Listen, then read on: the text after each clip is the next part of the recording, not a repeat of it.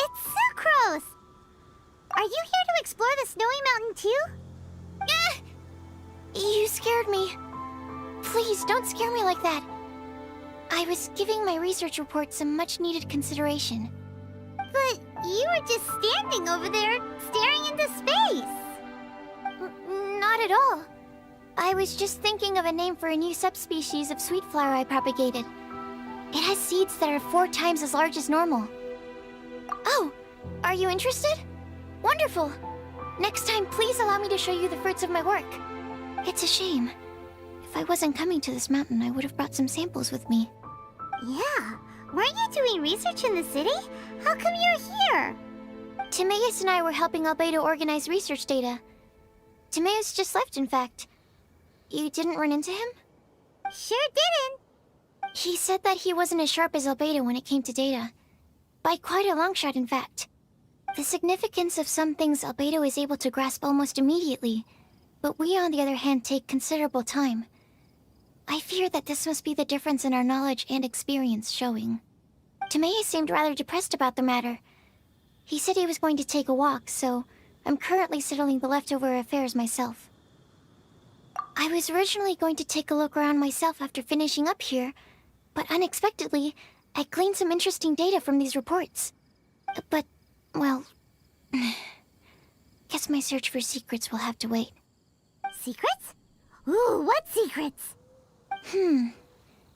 Actually, do you two have time right now?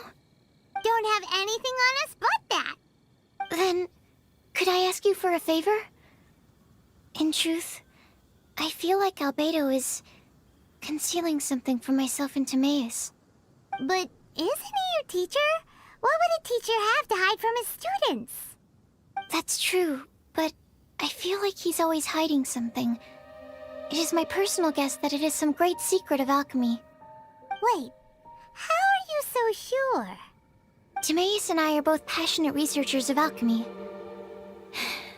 If it was anything else, Albedo wouldn't have any reason to hide it from us. You do have a point. Could you help me investigate what it is that Albedo's hiding? Please. I'm just too curious. What do you think? Yes! Thank you, thank you! All right. Let's take a little trip, shall we?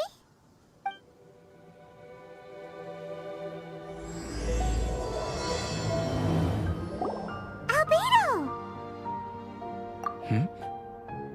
Why are you here? Are you lost? No, we're not. A secret? Hey, what are you doing? Our mission calls for a delicate approach. Sure, but still. Actually, you've arrived at just the right moment. I have business with you too, in fact. Here, catch. Huh? What's this?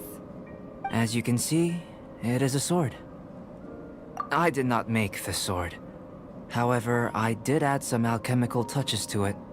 Would you like to try it out? My research indicates that this sword has some unique properties. Only you can use it, but I need to gather data from it quite urgently. So, could I bother you to use it in battle? Wait a second. How can there be a sword that only one person can use? Very astute of you. This sword has indeed had a curse laid upon it. An ordinary person would be unable to wield it at all. However, you are an exception. Huh? Or perhaps I should say that only you are immune to the curse. As such, who could I find to help me if not you? We gain little from saying more. Go find some monsters nearby. After all, some things are best discovered through practice. Over here! It's with this brat! Give it back, you thief! Treasure hoarders? There are treasure hoarders in a place this cold? Enough talk! Hand it over! Watch out! Now that's rich!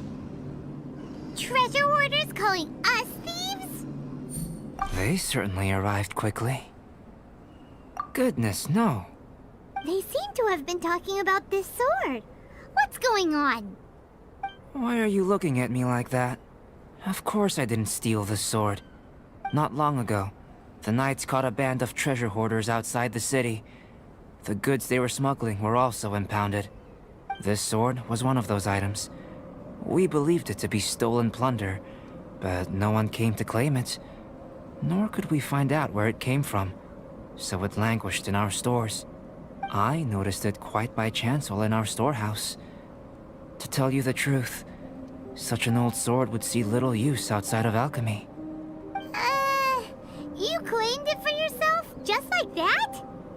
So, then what happened? You just took it with you? Indeed. And I initially intended to perform some experiments on it, but I unexpectedly discovered its true origins in the process. This ancient-looking weapon once passed through the hands of a now-deceased blacksmith. It is a legendary, magical sword. A magical sword? It is said that the smith vanished not long after creating the weapon, with the weapon subsequently becoming lost to time. Working backwards from its eventual fate as plunder, one can guess that it was then stolen by the treasure hoarders, where it remained in obscurity till recently. The blacksmith who made this weapon disappeared? That's kinda spooky. No wonder it's cursed. Exactly. Do you know the story of Durin in this mountain? Durin was the black dragon who menaced Mondstadt, before finally being defeated by the combined efforts of the Valen and the Animo Archon Barbados. After a fierce battle, the vanquished Durin crashed to ruin here, falling into the thick snow. Snow gathers atop this mountain and never melts, which is a most curious phenomenon. Which leads one to wonder, was Durin's fall here purely by chance, or was it intent? Could it really have been intent? Perhaps this place was chosen as a gravesite precisely so that the snow's power could seal the corrosive toxin coming from Durin's body. It seems plausible that Barbados would think of such a method. Huh. Was Barbados such a capable god? Well, these are just my postulations. I don't have any evidence. But what's for certain is that this mountain and Durin are deeply intertwined. In fact, I believe that the very sword in your hand has Durin's remains in it. A dragon's remains? Indeed. The dragon's eyes, claws, and scales ground into dust before being used to coat the blade. In this way, Durin's corruption and venom entered into the sword and became the source of its power. This is very advanced craftsmanship. I presume that having successfully forged the weapon, the smith must have tried it out themselves in their joy. But using the sword in battle would have allowed the corruption to seep through the blade's handle and into their bodies. Ordinary mortals cannot withstand such power. The blacksmith must then have fled, driven mad by the curse, before meeting their end in some unknown place. You've purified the Valen's tears before, which is a very rare ability indeed. This ability has protected you from being corrupted or poisoned, and you can completely eliminate their effects, which is why you and only you can properly wield this sword.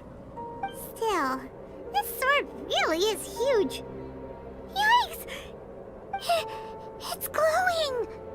As far as I'm concerned, this is where the real experiment begins. This sword is still very weak at present. However, it is able to absorb energy, and through that, it is able to constantly become stronger. In some sense, you could even say that it is a living thing. Well then, traveler, adventure with it to your heart's content.